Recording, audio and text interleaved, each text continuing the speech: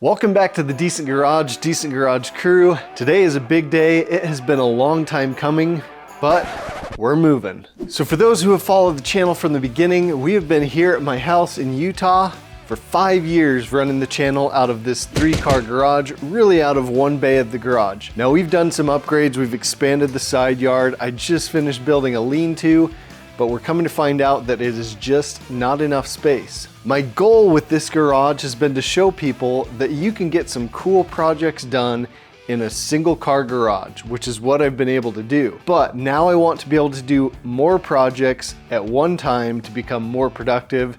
So that has forced my hand and we've got to find a bigger space. Luckily for you all, I have put in the hard work and I have found the space. It has been a roller coaster trying to land this house.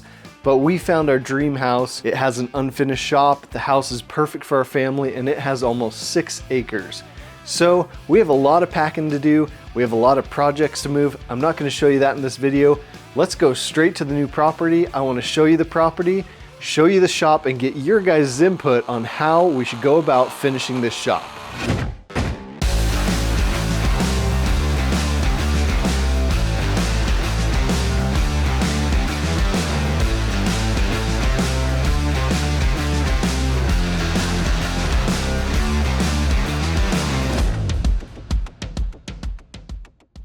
Welcome to the Decent Garage. We moved about an hour away from our place, still fairly close. I'm still working at the same place as my day job, but now we have a shop and we have almost 6 acres. Plenty of room to store projects. So what I want to do is show you the shop. It is not finished yet, and I need your input to go along with some of my ideas to see how we should finish this shop. I'm trying to do it on a budget, obviously, but I want it done nice. So let me bring you in here, I'll show you all the details, and again, give me your input in the comments below. It really will help me out.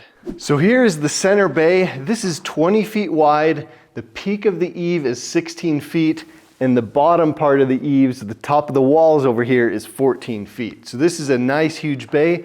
The depth of the whole shop is 40 feet. We've got, again, this 20-foot wide center section, and then we've got 2 lean-to sections on each side, which are 12 feet wide each. So we have 44 feet wide by 40 feet deep. Now I know there's tons of different styles of shops that you can buy or build. This is what is on the property, so this is what I'm going to be working with. Is it exactly what I would have done from the get-go? No, I probably would have done things differently. So let me show some of the stuff we're working with. We're gonna make this work. The more I look at it and the more I draw out some plans of what I want to do, the more excited I am to just use this shop though. The first thing you'll notice, this is not built on a concrete slab or a pad. It's unfortunate. I'm sure the guy who built it was on a budget, so we're going to work with it. I think I have 2 different ideas for a solution of how we can do this. I definitely want this to be completely concrete. So let me show you my 2 ideas and then you guys tell me which you think would be the most feasible on a budget. Now with our concrete pad, I'm pretty sure I want to do radiant floor heat, which means with a 6-inch concrete pad, we also need 2 inches of foam under that for the radiant heat to not just go right into the ground and radiate up through the concrete. So keep that in mind. We at least need about 8 inches. Now here's the 2 options. The one that I think I prefer is actually coming in here with some type of track hoe, digging down, scraping out a bunch of this gravel and giving us about 7 to 8 inches depth under these bars. That would leave us room to put our foam down, put our radiant tubes, and then a 6-inch concrete pad. And what I would do is actually pour the concrete to come almost to the top of this bottom brace. Before you get your pants in a wad about that and how having this brace here throughout the shop would ruin the flow and moving stuff in and out, wait till I get to an idea I have about some of this stuff. But just consider that as far as concrete goes, dig down, put our foam down, do a 6-inch pad to come about 1 inch below the top of this brace. Now with that last option, one of your worries may be, well, if we dig down, the structure is going to shift. A, we would brace it as we dug down, and B, it's already braced really well.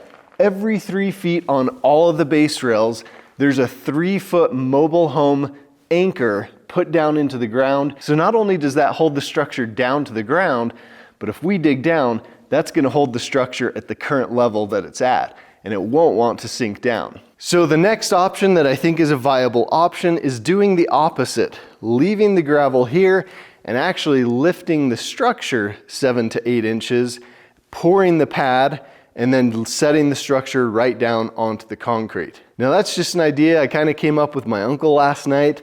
I hadn't really considered it. He seemed to really like the idea, but I want to know, between those two ideas, what do you think is the best option? I don't know how we would go about lifting it. It seems like lifting a corner at a time would tweak the structure a little bit. I don't want to make it all out of alignment and out of whack.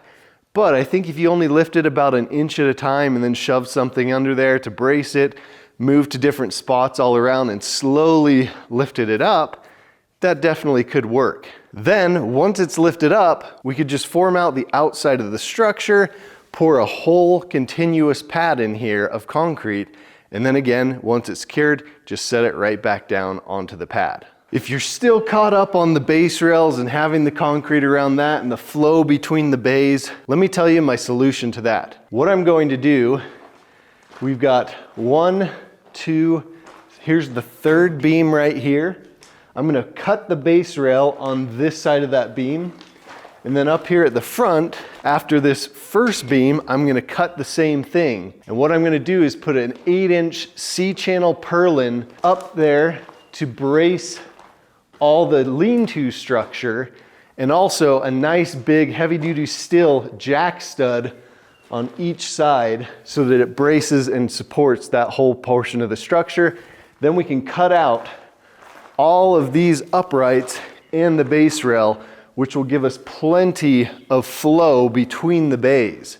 And I'm actually really excited about that. So then we'd have about a 9-foot wall here, a 9-foot wall on that side that we can frame out, basically make a division between the bays up front, have storage, have work shelves, have different components of the workshop.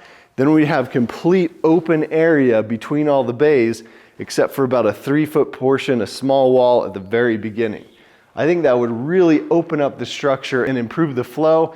And like I said, I think with that C-channel purlin and some nice heavy-duty jack studs, the structure of this would be just fine. The next thing I know I want to do is have a nice 2-post lift right here in the center bay.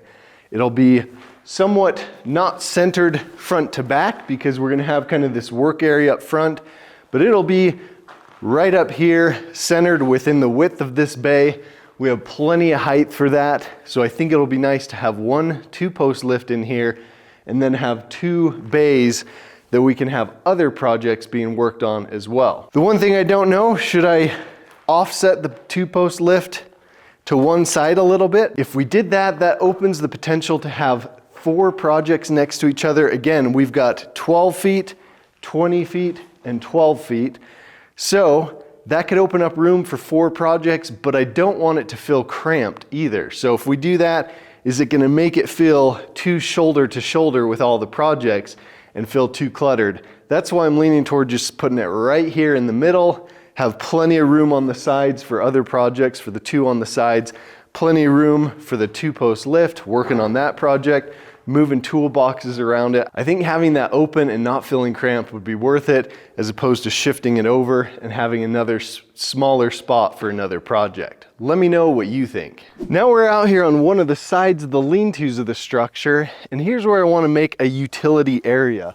Right here we have water. We actually have cable for power.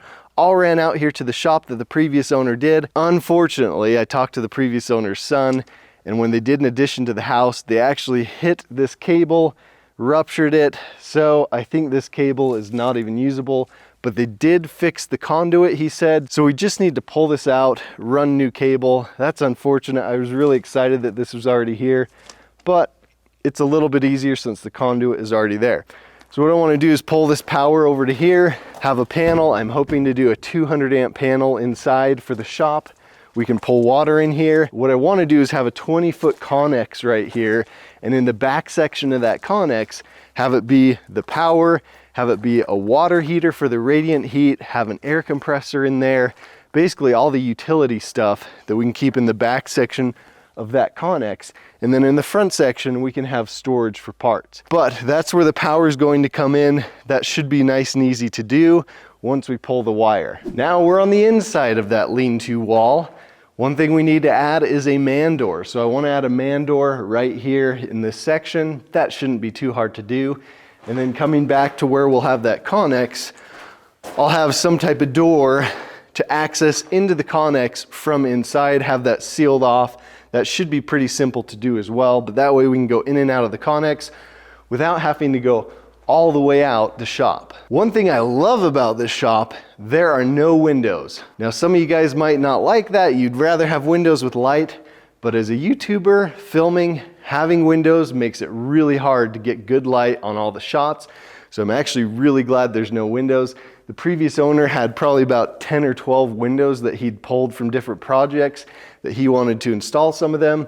I've moved them outside, I'm not gonna use them. I love the fact that this does not have windows. So I talked about the idea of doing radiant floor heat. I really think that's the way I want to go. My only concern is we're on well water out here, which is really hard water and can wreak havoc on water heaters. So I don't know if that's absolutely the way I want to go, but I really, really want to make that work. If not, we'll figure out something with forced air or some type of mini split unit, so then we have heat and AC. The other thing you'll notice, there's no insulation. So if we're going to pay that money to try and heat this up in here in the winter, we need insulation. Now I know spray foam closed cell insulation is by far the way to go with these shops. It does a really good job. It actually firms up the structure of the shop. The problem is the cost. And I'm trying to finish this on a budget. So I'm gonna call around, get a few quotes, but I'm almost positive spray foam is gonna be out of the budget. What I'm thinking to do right now is actually do 2-inch foam board insulation and then sheathe the insides of the walls with plywood. Again, the spray foam's the way to go, but on a budget, the sheathing with the 2-inch foam is gonna do the job. We'll leave an air gap between the foam and the exterior structure so we don't deal with any condensation issues, and we have a good air gap between the insulation and the exterior structure. But I'm also gonna put 2 nice big fans up top so we can circulate air through here. Luckily, where we're at now is not quite as hot as where I was before. It's still gonna get hot out here, but I think just keeping air circulating is gonna keep it nice and cool in here with a fully insulated shop. I am still considering adding a mini split, probably just 1 mini split, maybe 2, 1 on each side, have the air come in, collect into the middle. That won't be till down the road. I think right now we need to insulate it, get some fans going just to keep air moving. That way, however we heat it or cool it, we're not losing that and wasting our money on that process.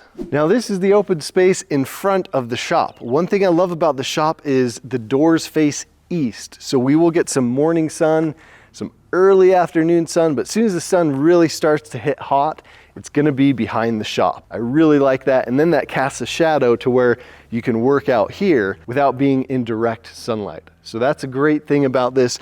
But out here is a huge gravel pad. I mean, it's probably 200 feet that way and 150 to 200 feet that way as well.